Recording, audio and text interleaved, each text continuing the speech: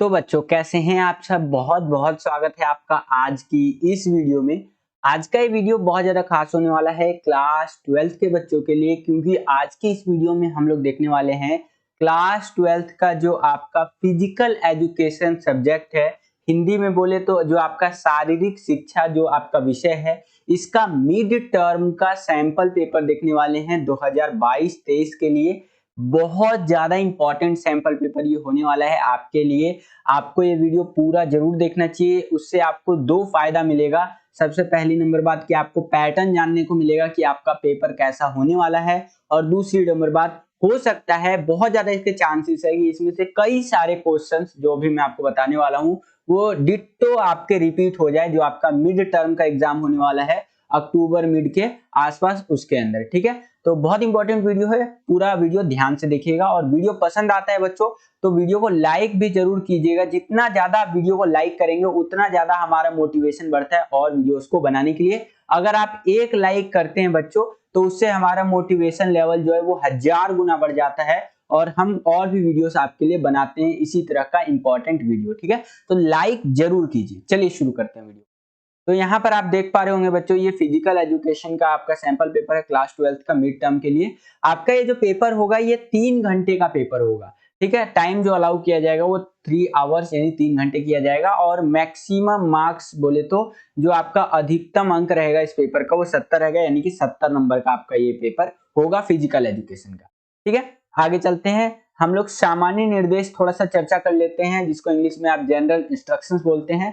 सामान्य निर्देश आप अगर पढ़ते हैं तो आपको समझ में आता है कि आपका पेपर जो है सो कि कैसा होने वाला है, एक मोटा मोटा ओवरव्यू आपको लग जाता है। ठीक है, देखिए सामान्य निर्देश में आपको बताया गया है कि इस प्रश्न पत्र में 30 प्रश्न है तथा सभी अनिवार्य है, यानी कि ये जो क्वेश्चन पेपर है इसके अंदर 30 क्वेश्चन आपको देखने को मिलेगा, और सभी कंपलसरी है, आपका करना ही करना है। इंक्लूडिंग उसमें आपको अथवा वाले यानी कि चॉइस भी मिलेगा। वो अभी मैं क्वेश्चन पेपर आपको सॉल्व करवाऊंगा तो वहां आपको देखने को मिलेगा। बताया गया है कि क्वेश्चन नंबर 1 से लेके 12 तक जो आपका क्वेश्चन है ये 1 अंक के यानी कि 1 नंबर वाले क्वेश्चन है, और बहुविकल्पिक प्रश्न यानी कि मल्टीपल चॉइस जो क्वेश्चन होते हैं ना, वो क्वेश्चन आपको देखने को मिलेंगे। ठीक है, यहाँ पर आगे बताया गया है कि प्रश्न संख्या यानी क्वेश्चन नंबर 13 से लेके 16 तक जो आपके क्वेश्चन है ये 2-2 नंबर वाले क्वेश्चन होंगे, और इनका जो आंसर आपको लिखना है ये 40 से 60 शब्दों में लिखना है, यानी कि 40 to 60 वर्ड्स के अंदर आपको इसका आंसर लिखना है बच्चों। उसके आगे देखिए क्या बताया गया है कि क्वेश्चन नंबर आपका 17 से लेके 26 तक 3-3 नंबर वाले होने वाले हैं, यानी 3 मार्क्स के क्वेश्चन होंगे आपके, और 3 मार्क्स के जो क्वेश्चन होंगे उनका जो आंसर आपको लिखना है वो 80 से 100 शब्दों में, यानी कि 80 to 100 वर्ड्स के अंदर आपको आंसर लिखना है बच्चों। नेक्स्ट देखिए क्या बताया गया है, क्वेश्चन नंबर 27 से लेके 30 यानी कि 27 से लेके 30 तक जो आपके क्वेश्चन होने वाले हैं ये 5 मार्क्स के क्वेश्चन 5 नंबर वाले क्वेश्चन होने वाले हैं, और इनका जो आंसर आपको देना है ये 150 से 200 शब्दों में देना है बच्चों, यानी कि 150 to 200 वर्ड्स के अंदर आपको इनका आंसर जो है सो कि देना है। ठीक है, तो ये था आपका सामान्य निर्देश हिंदी में। सेम चीज आपका इंग्लिश में जनरल इंस्ट्रक्शंस के नाम से आता है, अगर आप इंग्लिश में पढ़ना चाहते हैं तो पढ़ सकते हैं। और यहाँ पर एक चीज और मैं आपको बताना चाहूंगा कि ये जो पेपर है ये सीबीएसई के जो पुराने पैटर्न रहे हैं, ओल्ड पैटर्न, उसके ऊपर बनाया गया है, क्योंकि सीबीएसई ने बोला है कि पुराना वाला ही पैटर्न चलेगा, और प्लस में जो लेटेस्ट सिलेबस आया है, ठीक है, उसका मिक्सचर करके मैंने आपके लिए सैंपल पेपर बनाया है, ध्यान रखिएगा। तो कुछ इसमें अपडेशन होगा, या कह लीजिए ऑफिशियल पेपर जब आएगा, ऑफिशियल सैंपल पेपर, तो उसका भी वीडियो आपको हमारे चैनल पे देखने को मिल जाएगा। तो डोंट वरी, आप मान के चलिए 19-20 का फर्क देखने को मिलेगा आपको हमारे और सीबीएसई के पेपर में, क्योंकि सीबीएसई के पैटर्न के हिसाब से ही हमने ये पेपर बनाया है आपके लिए। और सेकंड नंबर बात जो इंपॉर्टेंट है वो ये है कि ये जो पेपर है आपका हिंदी मीडियम वाले बच्चों के लिए भी है, प्लस में इंग्लिश मीडियम वाले बच्चों के लिए भी है। हिंदी में मैं क्वेश्चंस और आंसर्स को अच्छे से समझा दूंगा, और इंग्लिश में उसका ट्रांसलेशन दिखा दूंगा कि किस तरह से क्वेश्चन पूछा जाएगा और किस तरह से आपको आंसर लिखना है। ठीक है, तो दोनों ही मीडियम के बच्चे इस वीडियो को कंप्लीट जरूर देखिएगा। इंग्लिश में यही सामान्य निर्देश को जनरल इंस्ट्रक्शंस बोलते हैं, और इंग्लिश में अगर आपको पढ़ना है तो वीडियो को पॉज करके आप पढ़ सकते हैं। मैं डायरेक्ट यहाँ पर क्वेश्चन आंसर्स पे चलता हूँ बच्चों। तो हम लोग आ गए हैं पहले क्वेश्चन पे बच्चों। यहाँ पर पहला क्वेश्चन देखिए क्या पूछ रहा है कि किसी खिलाड़ी से संबंधित सूचना तथा आंकड़े एकत्रित करने की विधि कहलाती है।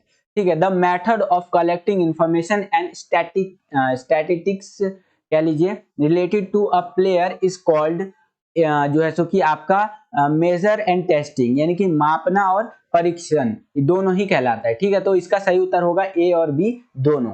ठीक है, वही सेम क्वेश्चन आपका इंग्लिश मीडियम में कुछ इस तरह से आएगा। यहाँ स्टैटिस्टिक्स के बारे में है। ठीक है, मैं थोड़ा सा प्रोनाउंस नहीं कर पा रहा हूँ इसको।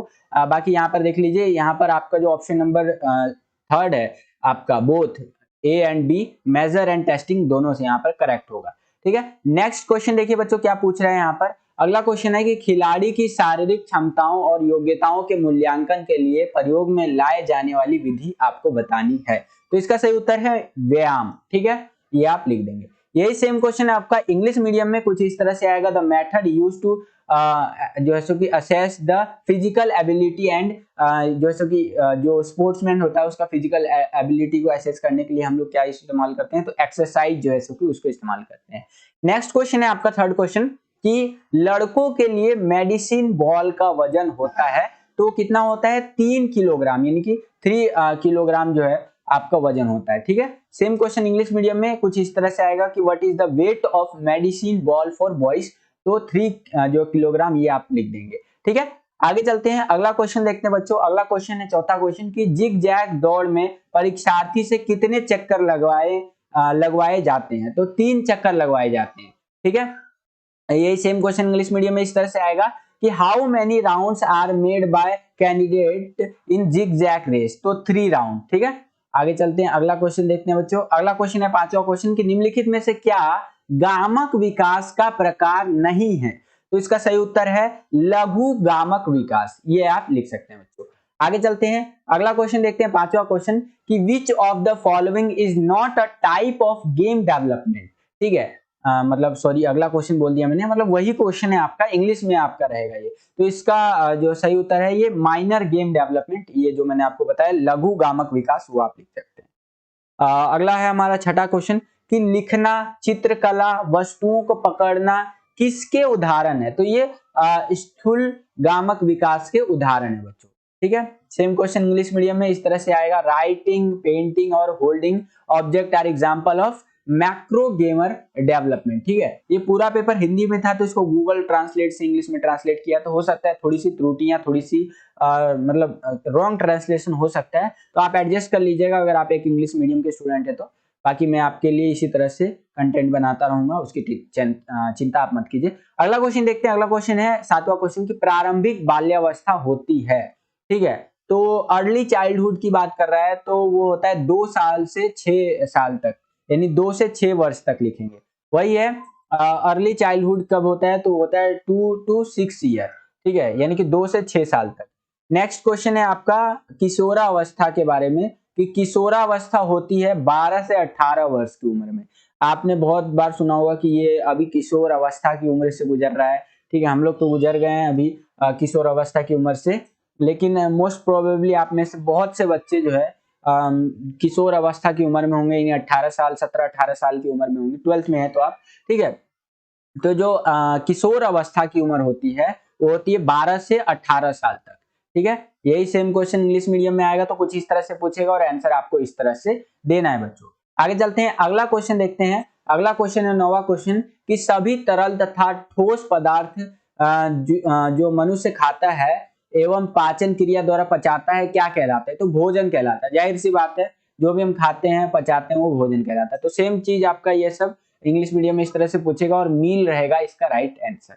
नेक्स्ट क्वेश्चन है हमारा 10वां क्वेश्चन कि निम्नलिखित में से क्या संतुलित आहार को परिभाषित करता है आपका, तो सही उत्तर है आपका सेकंड वाला, आहार में सभी पोषक तत्वों का उचित मात्रा में होना। ठीक है, ये आप लिख देंगे। सेम क्वेश्चन इंग्लिश मीडियम में इस तरह से आएगा कि which of the following defines a balanced diet. ठीक है, हैविंग राइट आंसर है इसका कि having the right amount of the nutritions या कह लीजिए न्यूट्रिएंट्स इन द डाइट, जो भी खाने के अंदर अच्छी मात्रा में उसका न्यूट्रिशंस होनी चाहिए, पोषक तत्व। नेक्स्ट क्वेश्चन है आपका 11वां क्वेश्चन कि भोजन में उपस्थित विभिन्न पोषक तत्वों का शारीरिक क्रियाओं के लिए उपयोग डैश कहलाता है, तो पोषण कहलाता है। ठीक है, सेम क्वेश्चन आपका इस तरह से पूछेगा, यहाँ पर आप देख सकते हैं, और इंग्लिश में इसका आंसर रहेगा न्यूट्रिशन। ठीक है, इंग्लिश में इस तरह से क्वेश्चन पूछेगा। अगला क्वेश्चन है हमारा 12वां क्वेश्चन कि निम्नलिखित में से क्या हड्डियों तथा दांतों के निर्माण और सुरक्षा के लिए आवश्यक है। ठीक है, तो इसका सही उत्तर है कैल्शियम बहुत जरूरी है। देखिए आपकी हड्डियां जो है वो कैल्शियम से मिलकर बनी हुई होती है, आपके जो दांत है वो कैल्शियम से मिलकर बने होते हैं, तो इसकी सेफ्टी के लिए ना आपकी बॉडी में कैल्शियम होना बहुत जरूरी है। तो इसलिए दूध और अंडा वगैरह प्रेफर किया जाता है कैल्शियम की कमी को पूरा करने के लिए। ठीक है, आप भी लेते रहिएगा दूध अंडा वगैरह जितना हो, आप अगर वेजिटेरियन है तो दूध तो लेते रहिएगा। ठीक है, अगला क्वेश्चन है कि which of the following is essential for the formation and protection of bones. फिर से मैंने अगला क्वेश्चन बोल दिया, माफी चाहूंगा। वही क्वेश्चन है आपका, ट्रांसलेशन बस इंग्लिश में रहेगा, तो कैल्शियम आपका इस तरह से लिख देंगे।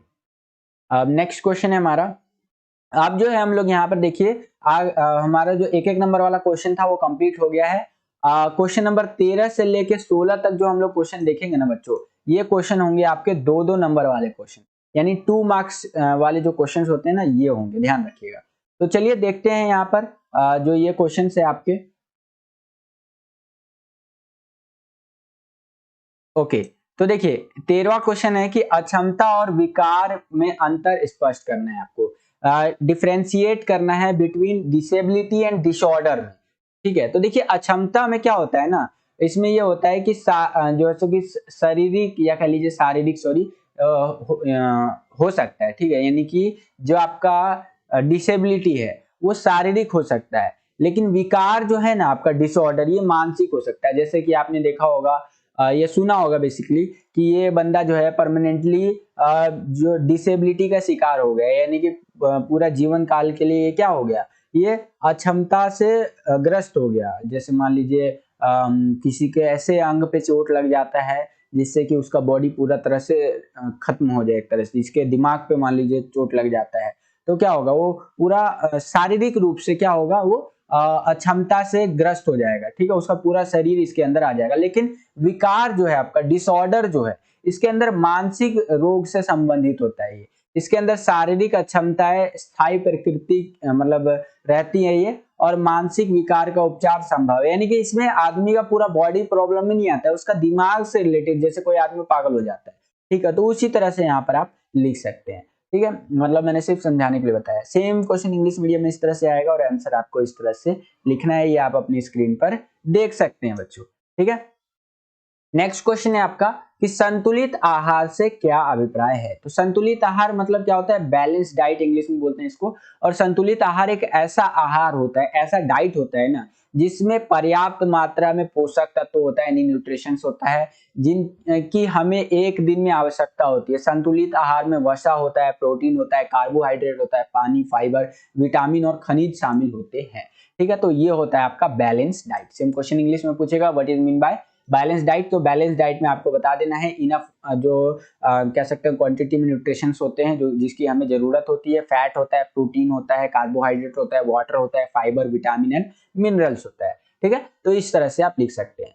आगे चलते हैं, अगला क्वेश्चन देखते हैं 15वां क्वेश्चन कि जीवन शैली संबंधित रोगों की रोकथाम में योग की भूमिका की विस्तार पूर्वक चर्चा कीजिए। देखिए जीवन शैली मतलब हमें डिस्कस करना है डिटेल में कि क्या रोल है हमारे जीवन में योगा का प्रिवेंशन यानी बचाव से, जो भी डिजीज होते हैं, जो भी बीमारियां होती है उससे कैसे रोग हमें बचाता है।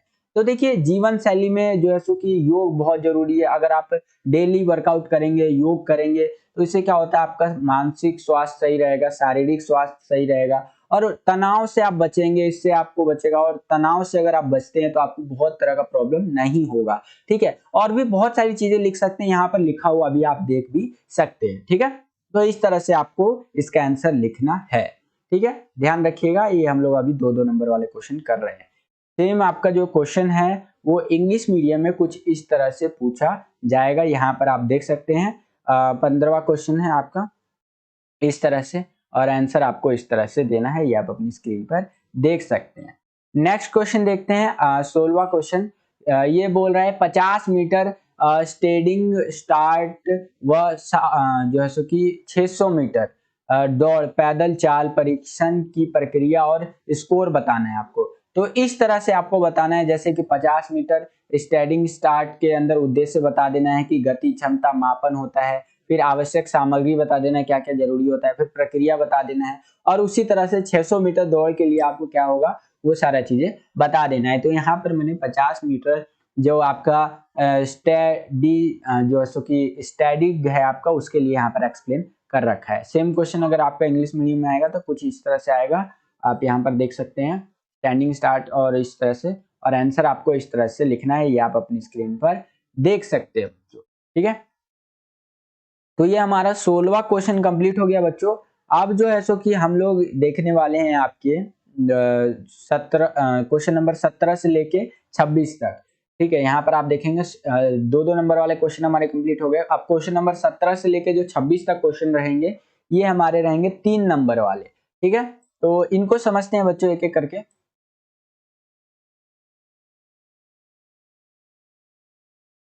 ओके, तो यहाँ पर आ गए हम लोग क्वेश्चन नंबर 17 पे कि संतुलित आहार से आपका क्या मतलब है और संतुलित आहार के पोषक तत्वों की व्याख्या करनी है आपको। तो देखिए, संतुलित आहार मैंने आपको ऊपर ही बताया, एक ऐसा आहार होता है जिसमें सभी पोषक तत्व होते हैं और उचित मात्रा में विटामिन होता है। शरीर की दैनिक आवश्यकता की पूर्ति के लिए संतुलित आहार बहुत जरूरी है और यही संतुलित आहार कहलाता है। ठीक है, अब संतुलित आहार जो है उसके पोषक तत्वों की व्याख्या करनी है, तो यहाँ एक एक करके एक्सप्लेन कर दीजिएगा। जैसे कि कार्बोहाइड्रेट क्या होता है उसके बारे में एक्सप्लेन कर दीजिए। यहाँ पर आप पॉज करके पढ़ना चाहते हैं तो पढ़ भी सकते हैं, काफी सारी चीजें आपको देखने को मिल जाएगी कार्बोहाइड्रेट में क्या होता है नहीं होता है। ठीक है, उसके बाद देखिए प्रोटीन के बारे में आप एक्सप्लेन कर सकते हैं, प्रोटीन क्या होता है। ठीक है, तो यहाँ पर 3 नंबर के लायक आपको एक्सप्लेन करना है बच्चों। ठीक है, इस तरह से हिंदी मीडियम में रहेगा और इंग्लिश मीडियम में सेम क्वेश्चन रहेगा आपका, कुछ इस तरह से पूछेगा, यहाँ पर आप देख सकते हैं। और आंसर जो आपको लिखना है वो कुछ इस तरह से लिखते हुए चलना है, ये आप अपनी स्क्रीन पर देख सकते हैं इंग्लिश मीडियम वाले स्टूडेंट्स। ठीक है, तो इस तरह से आपको इंग्लिश में आंसर लिखना है। कार्बोहाइड्रेट एंड प्रोटीन के बारे में कुछ इस प्रकार से आप लिख सकते हैं। नेक्स्ट क्वेश्चन देखते हैं बच्चों। अगला क्वेश्चन है 18वां क्वेश्चन कि नॉक नी की सावधानियां व कारणों का वर्णन करे। ठीक है, नॉक नी के बारे में आपको बताना है। तो देखिए मतलब वही है, घुटने के चोट से संबंधित है ये। तो इसमें इस तरह से आप लिख सकते हैं कि ऐसा आहार लेना चाहिए जिसमें विटामिन डी होता है, कैल्शियम होता है तथा फास्फोरस होता है प्रचुर मात्रा में। ठीक है, नियमित रूप से पद्मासन व गोमुखासन जैसे व्यायाम लाभदायक होते हैं इसके अंदर, और वॉकिंग जो है सो कि कैलिपर्स का प्रयोग किया जा सकता है। ठीक है, इस तरह से काफी सारी चीजें यहाँ पर बता रखे हैं। पैरों को सीधा रखकर उसे उठाना चाहिए। ठीक है, और भी सारी चीजें यहाँ पर आप देख सकते हैं। लगभग 6 पॉइंट बता रखा है, इसमें से कोई भी 3 पॉइंट आपको एक्सप्लेन कर देना है बच्चों। सेम चीज आपका इंग्लिश मीडियम में इस तरह से आएगा, describe the precautions and causes of knock knee. ठीक है, तो इस तरह से आपका क्वेश्चन पूछेंगे इंग्लिश मीडियम में और जो आंसर रहेगा आपका वो इस तरह से होना चाहिए, ये आप अपनी स्क्रीन पर देख सकते हैं बच्चों। ठीक है, आगे चलते हैं, अगला क्वेश्चन देखते हैं। अगला क्वेश्चन है हमारा 19वां क्वेश्चन कि वज्रासन जो है आपका उसकी प्रक्रिया बताना है। तो वज्रासन करने के लिए क्या आपका प्रोसेस रहेगा, इसमें स्टेप 1 में रहेगा कि योग की चटाई पर घुटने मोड़कर बैठना है आपको। दूसरा स्टेप रहेगा कि घुटने और टखनों को एक साथ रखें और पैरों के नीचे की तली ऊपर की ओर होना चाहिए। थर्ड रहेगा आपका पैरों पर बैठे और हाथों को जांघों पर रखें। फोर्थ रहेगा आपका सिर, गर्दन और पीठ सीधी होनी चाहिए। और फिफ्थ रहेगा धीरे धीरे सांस ले। तो ये आपके स्टेप्स रहेंगे अगर आपको वज्रासन करना है तो बच्चों। ठीक है, तो इस तरह से आप वज्रासन कर सकते हैं। नेक्स्ट यही क्वेश्चन आपका इंग्लिश मीडियम में आएगा, तो इस तरह से पूछेगा कि right the process of vajrasana. तो प्रोसेस आपको कुछ इस प्रकार से लिखना है, यह आप अपनी स्क्रीन पर देख सकते हैं इंग्लिश मीडियम में। ठीक है, क्वेश्चन और आंसर सेम रहता है, बस मीडियम बदल जाता है, इंग्लिश हो जाता है, और कुछ डिफरेंस नहीं रहता है। नेक्स्ट क्वेश्चन है हमारा 20वां क्वेश्चन की मांसपेशियों की प्रणाली पर व्यायाम के प्रभाव की व्याख्या कीजिए। तो मांसपेशियों की प्रणाली पर व्यायाम के प्रभाव से आकार और माइक्रोक्रोडिया की जो है सो की माइक्रोकॉन्ड्रिया की संख्या में वृद्धि, मांसपेशियों की टोन में सुधार और समग्र रूप से बेहतर होने से लाभ होगा। ठीक है, सामान्य शक्ति, संतुलन, गति, चपलता, शरीर रचना, प्रतिक्रिया, समय, मांसपेशियों का धीरज, लचीलापन आदि। तो इस तरह से आपको इसको एक्सप्लेन करना है। सेम क्वेश्चन इंग्लिश मीडियम में आएगा, तो इस तरह से आपको लिखना है, मतलब क्वेश्चन है कि आपका explain the effects of exercise on the muscular system. ठीक है, तो आंसर आपको इस तरह से लिखना है, ये आप अपनी स्क्रीन पर देख सकते हैं बच्चों। ठीक है, आगे चलते हैं इसी क्वेश्चन में, सेम यही क्वेश्चन है आपका, इसके अंदर आपको एक अथवा दे दिया यानी एक चॉइस की, अगर आपको ऊपर वाला क्वेश्चन नहीं आता तो आप नीचे वाला क्वेश्चन अटेम्प्ट कर सकते हैं बच्चों। तो इसके अथवा में देखिए क्या पूछ रहा है हमसे, इसके अथवा में क्वेश्चन पूछा है कि हृदय श्वसन प्रणाली पर व्यायाम के प्रभाव के बारे में आपको बताना है। यानी कि जो आपका हार्ट है और जो आपका रेस्पिरेटरी सिस्टम है, ठीक है, यहाँ पर आप देख भी पा रहे होंगे, रेस्पिरेटरी सिस्टम है जो आपका हार्ट है, उस पर जो व्यायाम है, एक्सरसाइज है, उसका क्या प्रभाव पड़ता है। तो देखिए, काम करने वाली मांसपेशियों को ऊर्जा की आपूर्ति, यानी कि इसके अंदर जो काम करने वाली मांसपेशियां होती है उसको जो एनर्जी है वो पर्टिकुलरली मिलता रहता है, कचरा वगैरह नहीं जमता है जिससे कि आपको हार्ट अटैक वगैरह का खतरा नहीं रहेगा, स्ट्रोक और वॉल्यूम बढ़ाएगा, आपका हृदय की गति बढ़ाएगा, ठीक है, और ब्लड प्रेशर बढ़ाना, ठीक है, ये आप कह सकते हैं। और इसी तरह से काफी सारी चीजें हैं, ठीक है, यहाँ पर आप देख सकते हैं। इस तरह से ऑक्सीजन को बढ़ाएगा, कार्बन डाइऑक्साइड हटाने में आपको मदद करेगा, सांस की दर बढ़ाएगा व्यायाम के दौरान, और सांस की दर कम हो जाएगी जब आपका दीर्घकालीन रहेगा, ठीक है। तो इस तरह से आप लिख सकते हैं। सेम क्वेश्चन इंग्लिश मीडियम में इस तरह से आएगा कि एक्सप्लेन द इफेक्ट्स या इफेक्ट्स कह लीजिए ऑफ एक्सरसाइज द, जो आपका रेस्पिरेटरी सिस्टम है और जो आपका इस तरह से हार्ट वगैरह रहता है उसके अंदर, ठीक है। तो यहाँ पर चीजें आप देख सकते हैं इंग्लिश मीडियम में कैसे आपको आंसर लिखना है बच्चों, इस तरह से आपको इंग्लिश में आंसर लिखना होगा, ठीक है। आगे चलते हैं, अगला क्वेश्चन देखते हैं। अगला क्वेश्चन 21वां क्वेश्चन कि विकलांग शिष्टाचार पर एक संक्षिप्त नोट लिखना है आपको। अब भाई विकलांग शिष्टाचार क्या होता है, तो इसका मतलब होता है डिसेबिलिटी, इट जो आपका इस तरह से होता है ना, ये होता है, ठीक है। तो इसके ऊपर आपको क्या करना है, एक नोट लिखना है, मतलब वही आपको लिखना है। तो यहाँ पर आप देख सकते हैं इस तरह से लिखा हुआ है, आप इसको रीड कर सकते हैं। इस तरह से आपको एक नोट लिखना होगा विकलांग शिष्टाचार पे, और ये हो सके तो आ सकता है ये क्वेश्चन, इंपॉर्टेंट समझिए इसको भी, ठीक है।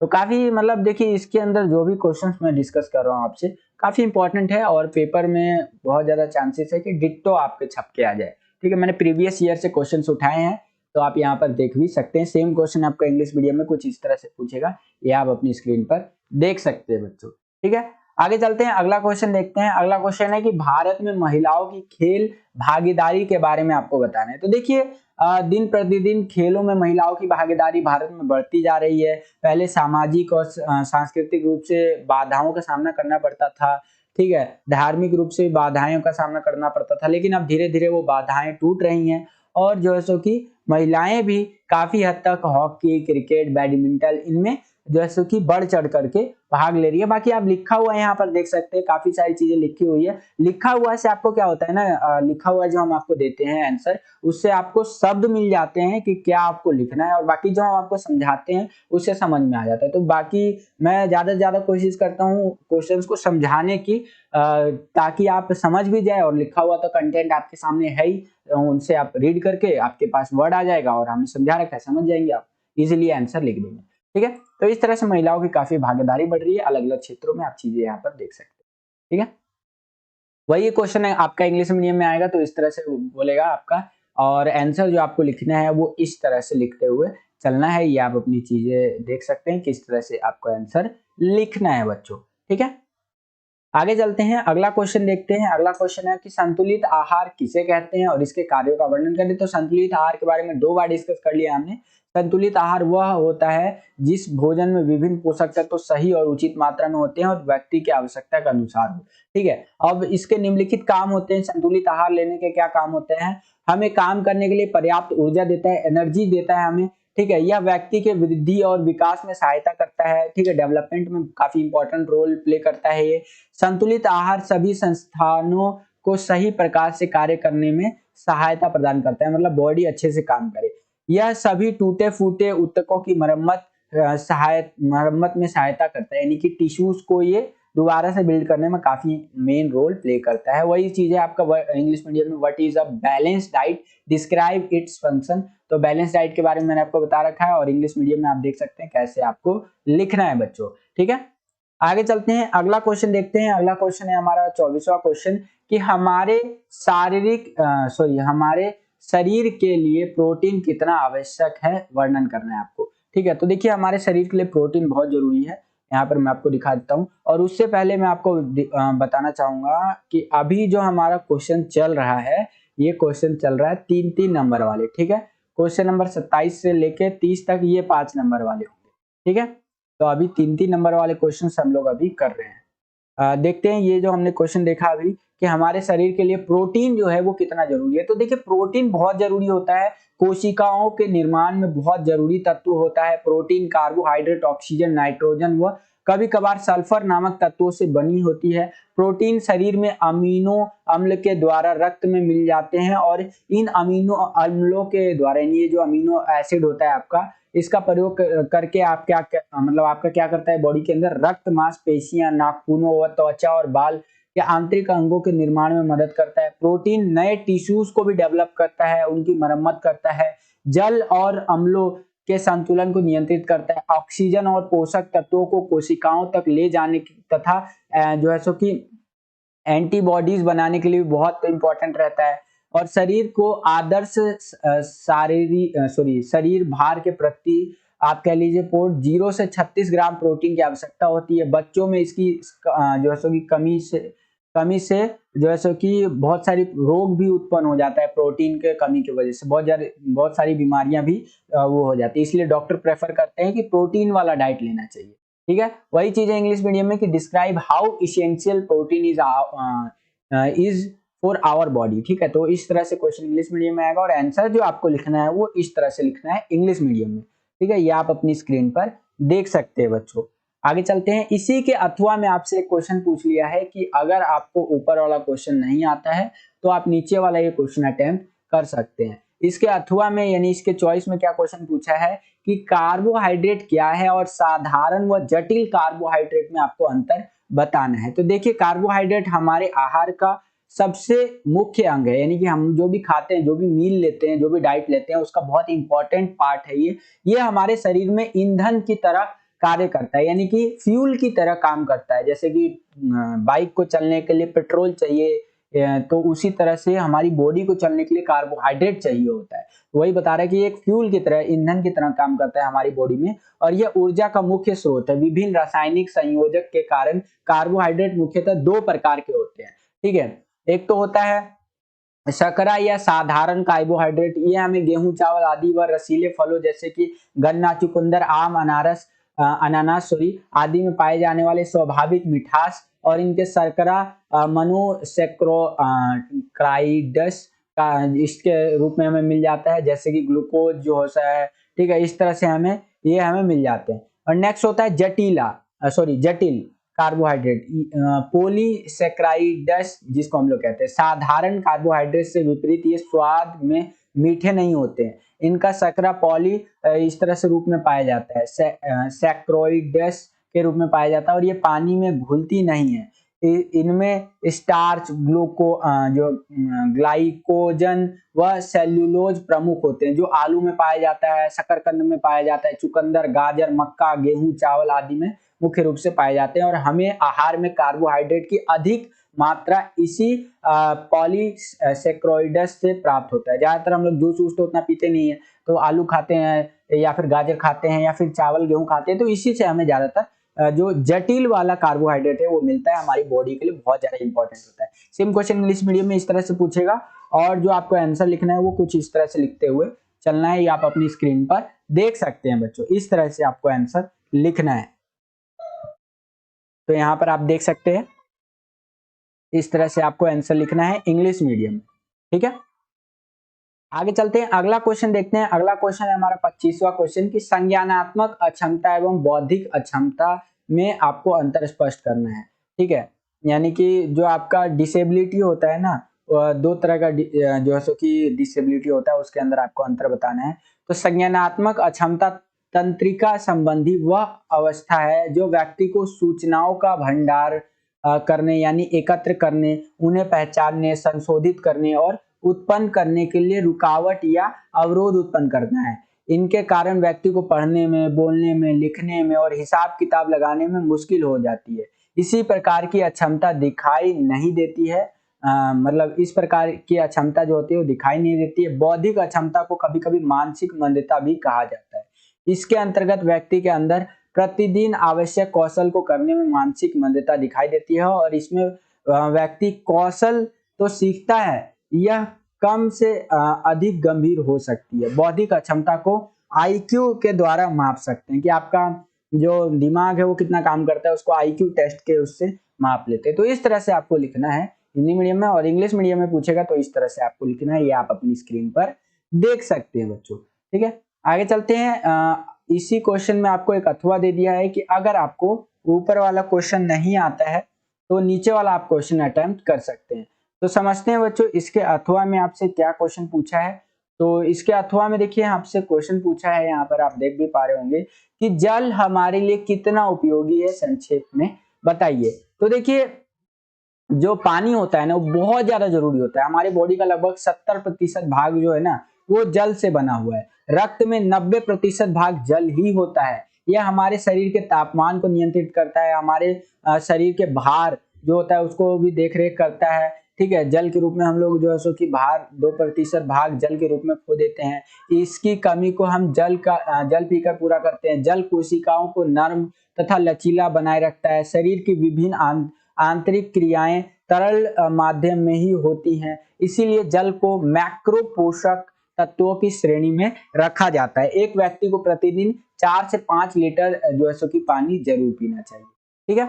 सेम क्वेश्चन आपका इंग्लिश मीडियम में कुछ इस तरह से आएगा कि how useful is water for us, tell us briefly, ठीक है। मतलब आपको बताना है ब्रीफली। मैंने आपको बता दिया, इंग्लिश मीडियम में आप इसको इस तरह से लिख सकते हैं। और मैक्रो जो है सो कि न्यूट्रिएंट, इसको आप इस तरह से करके एक्सप्लेन करेंगे बच्चों, ठीक है।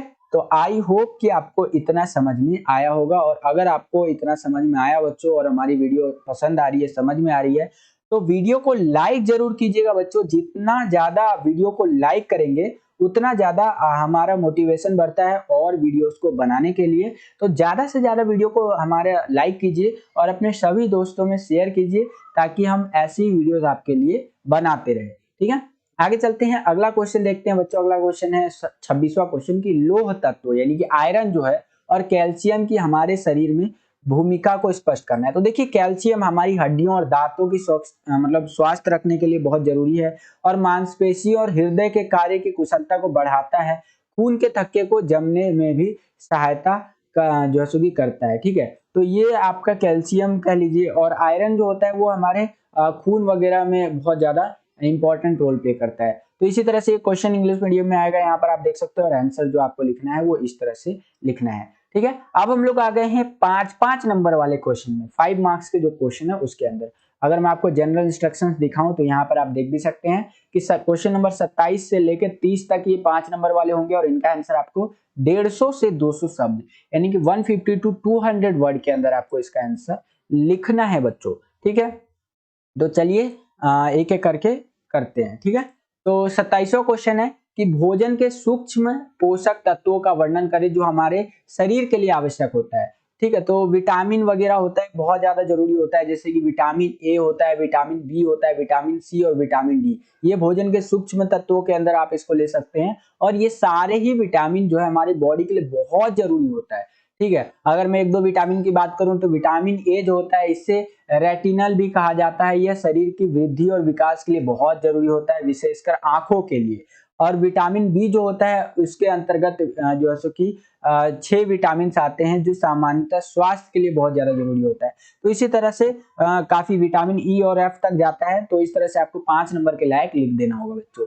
सेम क्वेश्चन इंग्लिश मीडियम में इस तरह से आएगा आपका, और जो आपको आंसर लिखना है वो कुछ इस प्रकार से लिखते हुए चलना है। ये आप अपनी स्क्रीन पर देख सकते हैं बच्चों, इस तरह से आपको आंसर लिखना है। इसी सेम क्वेश्चन में आपको एक अथवा देखने को मिल जाता है, यानी कि एक चॉइस देखने को मिल जाता है कि अगर आपको ऊपर वाला क्वेश्चन नहीं आता है तो नीचे वाला क्वेश्चन आप अटेम्प्ट कर सकते हैं। तो इस क्वेश्चन का इसी क्वेश्चन में अथवा में जो क्वेश्चन पूछा है उसको देख लेते हैं बच्चों।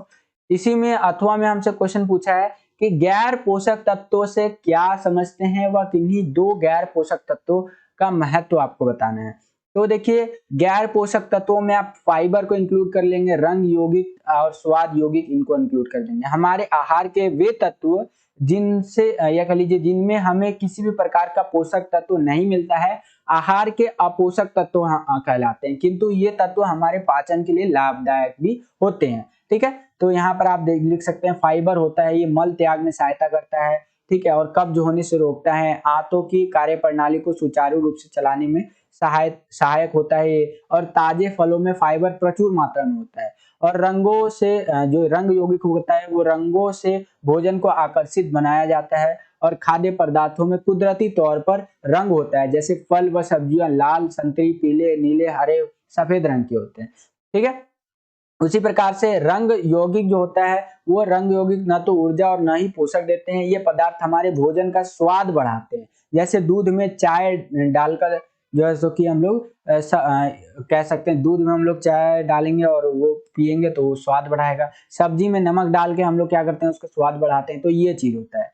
तो वही सेम चीज आपका इंग्लिश मीडियम में इस तरह से क्वेश्चन पूछेगा, यहाँ पर आप देख सकते हैं, और आंसर जो आपको लिखना है वो इस प्रकार से लिखना है, ये आप अपनी स्क्रीन पर देख सकते हैं बच्चों, इस तरह से आपको आंसर लिखना है, ठीक है। आगे चलते हैं, अगला क्वेश्चन है हमारा 28वां क्वेश्चन कि मोटापे को परिभाषित कीजिए। मोटापे को कम करने में मदद करने वाले किन्हीं दो आसनों जो है कि और लाभ इनका संकेत का वर्णन करना है। तो देखिए मोटापा जो है ना आज के टाइम पे पूरे दुनिया की प्रॉब्लम है, ठीक है, आज पूरे विश्व की समस्या बन चुका है मोटापा। मोटापा शरीर की वह दशा होती है ना जिसके अंदर जो आपके शरीर के अंदर फैट होता है ना वो बहुत ज्यादा मात्रा में बढ़ जाता है। दूसरे शब्दों में इस तरह कह सकते हैं कि वह दशा जब एक व्यक्ति का भार आदर्श भार से 20% या इससे अधिक होता है। जैसे मान लीजिए एक आदमी का हाइट है 5'8", ठीक है, और उसका नॉर्मल जो वेट होना चाहिए वो होना चाहिए मान लीजिए 55 से लेके आप कह लीजिए 65 तक, ठीक है, या इससे लेस भी हो सकता है,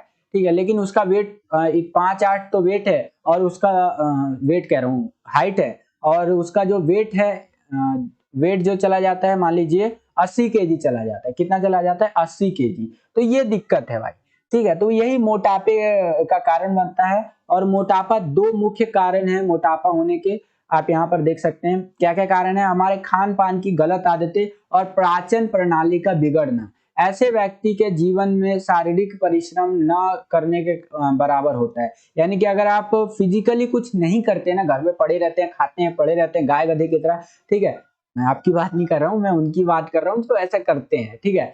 तो मतलब क्या होता है ना कि मोटापा बढ़ेगा, आप देखेंगे पेट निकलने लगता है आदमी का, ठीक है। तो मतलब इस तरह से आप लिख सकते हैं, और इससे बहुत ज्यादा रोग वगैरह भी होता है, थायराइड वगैरह होने के चांसेस रहता है, ठीक, बीपी शुगर थायराइड होता है जो कि एक लाइलाज बीमारी है आपका। और इसको रोकने के लिए आप क्या कर सकते हैं? वज्रासन कर सकते हैं, हस्तोत्तानासन कर सकते हैं, त्रिकोणासन कर सकते हैं, और अर्धमत्तेंद्र आसन कर सकते हैं, ठीक है, मत्स्येंद्र आसन। तो ये योग के आसन है, ये इसको आप कर सकते हैं practice. Same question English medium में इस तरह से पूछेगा, और आंसर जो आपको देना है वो कुछ इस प्रकार से देना है, यहाँ पर आप देख सकते हैं बच्चों, इस तरह से आंसर आपको देना है। आगे चलते हैं, अगला क्वेश्चन है हमारा 29वां क्वेश्चन, काफी इंपॉर्टेंट है, कई बार पेपर में आ रखा है कि ओसीडी के कारणों की व्याख्या करनी है। तो देखिए इसके कई सारे कारण हो सकते हैं, जैसे कि जैविक तत्व हो सकता है आपका, आनुवांशिक रूप से भी हो सकता है, और संक्रमण से भी ओसीडी हो सकता है, वातावरण में भी हो सकता है, ठीक है। तो ये सारे कारण है, यहाँ पर आप देख सकते हैं ओसीडी के बारे में, ठीक है, संतान में ट्रांसफर हो सकता है ये, तो इस तरह से देख सकते हैं। और सेम क्वेश्चन इंग्लिश मीडियम में कुछ इस तरह से पूछेगा, यहाँ पर आप देख सकते हैं, और आंसर आप इस तरह से लिख सकते हैं कि बायोलॉजिकल जो है कि एलिमेंट्स के द्वारा भी हो सकता है, ये जेनेटिक एलिमेंट के द्वारा भी हो सकता है, इन्फेक्शन से और इन्वायरमेंट से भी हो सकता है, इस तरह से आप लिख सकते हैं। नेक्स्ट है ओडीडी, ये भी कई बार पेपर में पूछ लेता है, ओडीडी क्या होता है? तो देखिए ओडीडी जो है सो इसका आपको मतलब बताना है, कॉजेस को बताना है। तो आनुवांशिक कारण, ओडीडी होने का आनुवांशिक कारण, यह परिवार के लोगों को, माता पिता को मनोदिशा संबंधित विकार होता है। ये एक तरह का जो है सो कि विकार होता है, मतलब यहाँ पर आप देख सकते हैं, जिसको आप कह सकते हैं एक तरह से डिसऑर्डर होता है, ठीक है। और ये चिंता संबंधी विकार हो, व्यक्ति संबंधी विकार हो, तो ओडीडी होने की संभावना बढ़ जाती है। और जैविक कारण भी होते हैं, वातावरण संबंधित भी होते हैं, तो इस तरह से आप लिख सकते हैं। सेम क्वेश्चन इंग्लिश मीडियम में कुछ इस तरह से आपका पूछा जाएगा, यहाँ पर आप देख सकते हैं explain the causes of ODD, और आंसर आपको लिखना है जेनेटिक रीजंस की वजह से, बायोलॉजिकल जैसे कि कॉजेस क्या होता है, इन्वायरमेंट कह सकते हैं रिलेटेड रीजंस क्या है, अनहैप्पी फैमिली हो सकता है, इस कारण से हो सकता है, डिप्रेशन, सैड एक्सपीरियंसेस की वजह से ओडीडी हो सकता है आपका, ठीक है। Related to family life can lead a person to, जो आपका इस तरह से फैलाता है ना, तो ये ओडीडी के कारण बन सकते हैं। तो ये था हमारा फिजिकल एजुकेशन का मिड टर्म का सिंपल पेपर का। आई होप कि आपको ये वीडियो पसंद आया होगा बच्चों। अगर आपको ये वीडियो पसंद आया तो ज्यादा से ज्यादा वीडियो को लाइक कीजिए। जितना ज्यादा आप वीडियो को लाइक करेंगे उतना ज्यादा हमारा मोटिवेशन बढ़ेगा। तो लाइक कीजिए ज्यादा से ज्यादा। और अगर आप हमारे चैनल पर नए आ गए और हमारे चैनल को सब्सक्राइब नहीं किया है तो लाल कलर का बटन दबा करके चैनल को सब्सक्राइब कर लीजिए। बगल में आपको बेल का आइकन देखने को मिलेगा, उसको प्रेस करके ऑल पे क्लिक कर लीजिए। जैसे ही आप ऑल पे क्लिक करेंगे जितने भी वीडियोस हमारे द्वारा आपके लिए डाली जाएंगी उसका नोटिफिकेशन सबसे पहले आपको मिल जाया करेगा। आज के लिए इतना ही बच्चों, मिलता हूं आपसे अगली और एक्साइटिंग वीडियो में। तब तक के लिए खुश रहिए, खुश रखिए सभी को। जय हिंद, वंदे मातरम।